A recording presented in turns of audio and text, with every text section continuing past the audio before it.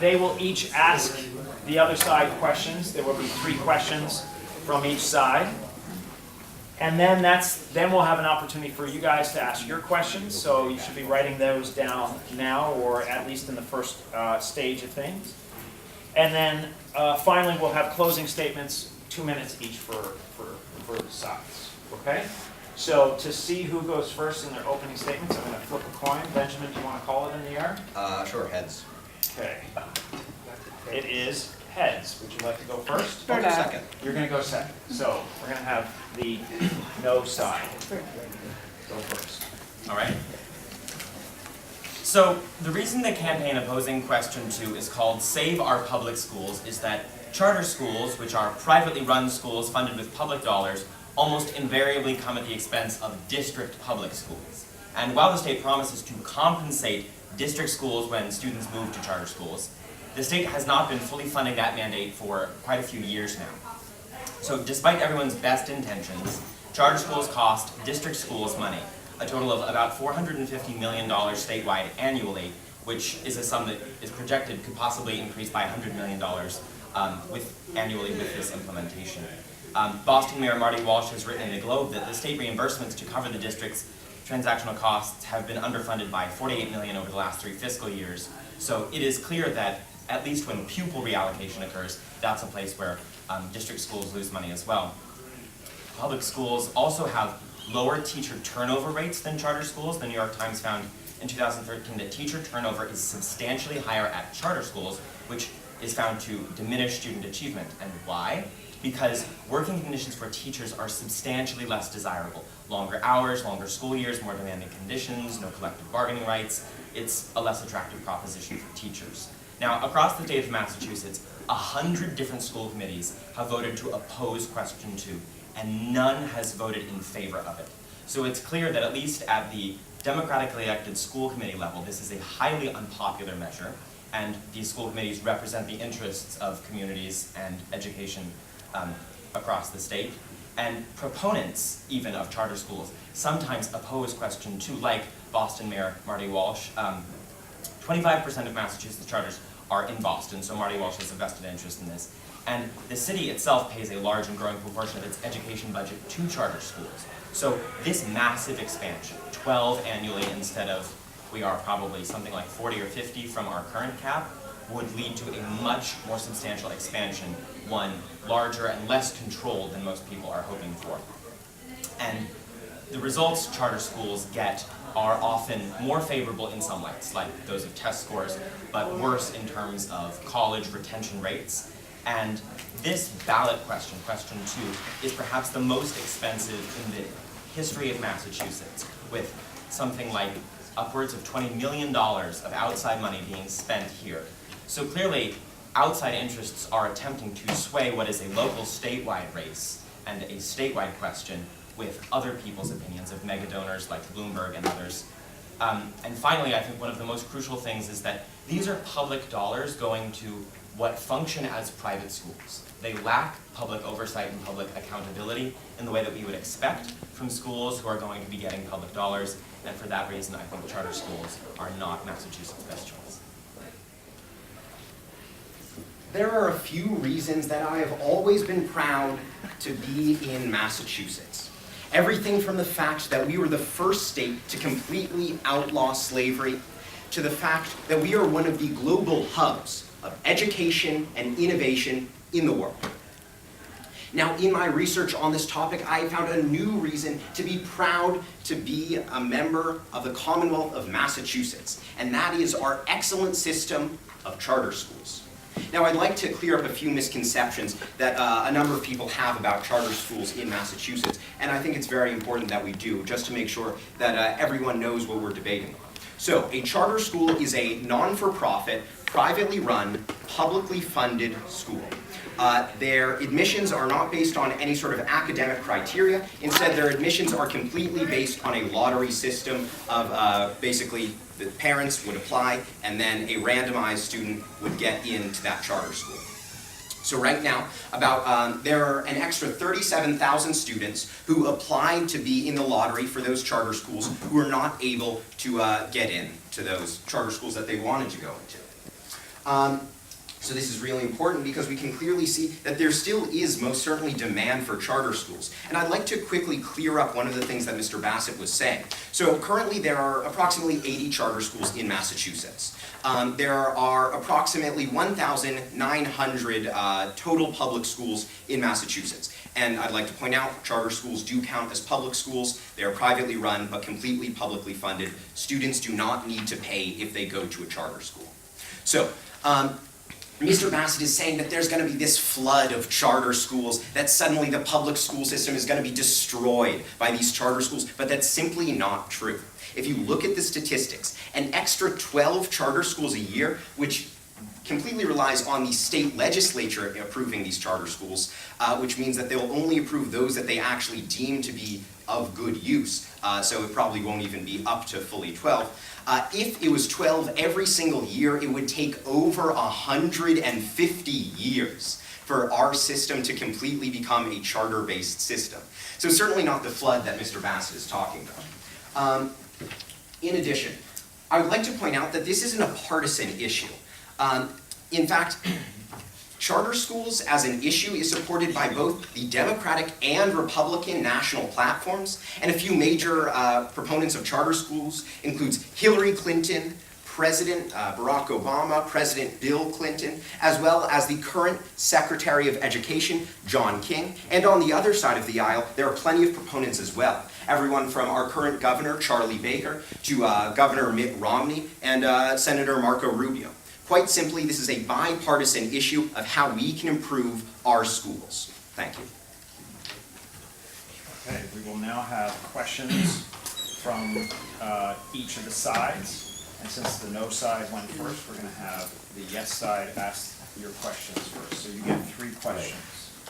So, Mr. Bassett, what evidence is there that currently public schools are providing better educations to students than charter schools?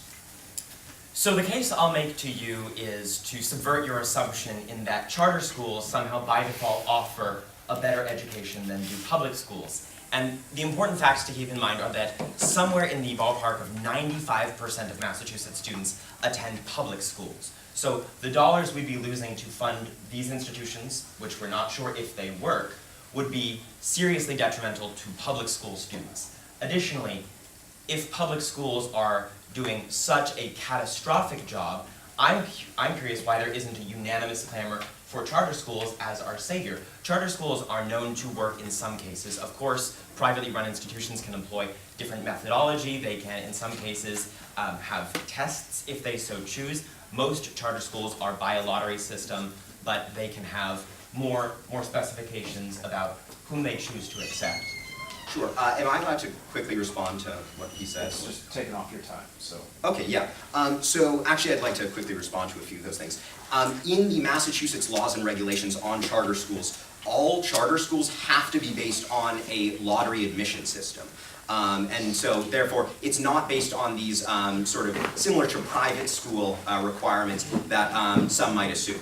Now, with regards to educational attainment, there actually is quite a good consensus among education economists on the fact that Massachusetts charter schools are in fact improving educational outcomes. In fact, there were a couple different studies. A 2011 study from Harvard University, a 2013 study from Stanford University, and then a September 2016 report from the Brookings Institute that all found that charter schools significantly improve educational outcomes for those minority students in primarily poor urban areas such as Boston that are currently seeing their public school system fail them. So I'll be addressing that issue in my questions to you, but instead Sure. of making statements, could you pose some questions? Right.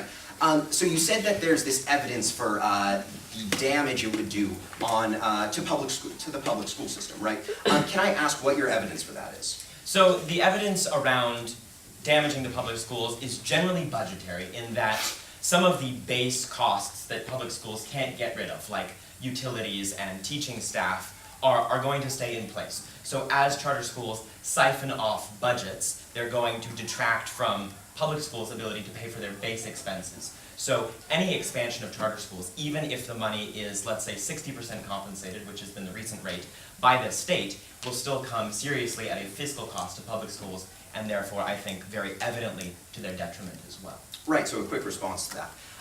So Mr. Bassett is saying that basically there are large budgetary concerns about charter schools. I'm going to try and make sure that those concerns don't come up because they don't.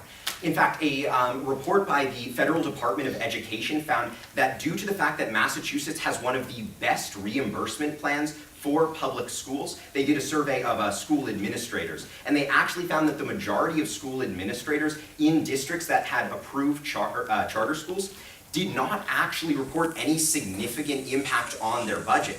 And this clearly proves that Massachusetts just simply has one of the best legal and regulatory frameworks for charter schools across the country. In fact, this is backed up by an article from New York Magazine, which actually found that the legal and regulatory framework in Massachusetts makes sure that Massachusetts charter schools are one of the most excellent in the country. Moreover, you were saying that the reimbursement plan often isn't funded. This is our question period. Yes, so the reimbursement plan often isn't funded, but actually, according to Commonwealth Magazine, the reimbursement rate is funded at 90%, so certainly, well, it may be slightly underfunded. According to the Department of Secondary Education, Elementary and Secondary Education, the budget shortfalls on the state's proposed allocations to compensate cities for the money lost to charter schools has been about 100 for the first year and 25% for years Following that, as students transfer from district schools to charter schools, that money has not been paid anywhere near in full, not even close to the threshold of 90%, according to the state's own resources. So although there may be anecdotal magazine evidence of some municipalities believing that their budget shortfalls have not been extreme, the Boston, for example, by far the largest school system in the state, has experienced massive shortfalls that Mayor Marty Walsh has been answering in a lot of his reasoning for why he isn't in support of question 2. It's because the shortfalls are so massive and so detrimental. You have Right. 2 minutes for your last question. So. 2 minutes for my last question. Okay, right. So, Mr. Bassett, you said that in Boston there have been significant budgetary shortfalls with regards to education due to charter schools, right? Yes. Okay, so my question is, do you have evidence that those budgetary shortfalls come specifically from the addition of charter schools? According to Marty Walsh in a magazine article, I'll pull it up right here, that he wrote for the Boston Globe on October 18th, that money lost is that 48, I believe it is 48 million, is entirely attributable to charter school expansion. It's the money that Boston can't afford to pay, even with state funds coming in, Chapter 46 money. It simply doesn't have enough funds to cover the expenses when it tries. I mean, it makes sense that charter schools would be more expensive. If you have a lower teacher to student ratio, if you're building entirely new buildings, it makes sense that there would be greater proportional costs and more specialized one for charter schools. That money simply isn't being replaced for public schools.